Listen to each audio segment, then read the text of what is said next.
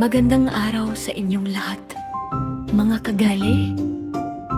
Ngayong araw ng mga puso, hindi lang bulaklak at tsokolate ang ating ipagdiriwang, kundi ang kapangyarihan ng salita, ang lalim ng damdamin at ang tapang ng mga pusong handang magpahayag.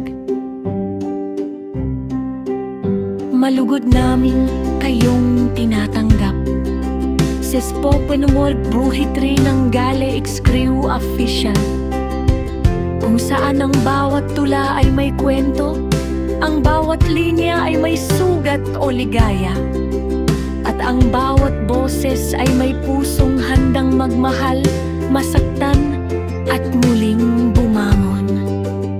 Ngayong araw ng mga puso, hayaan nating magsalita ang damdamin sa anyo ng tula, sa lakas ng tinig at sa katotohanang nagmumula sa puso.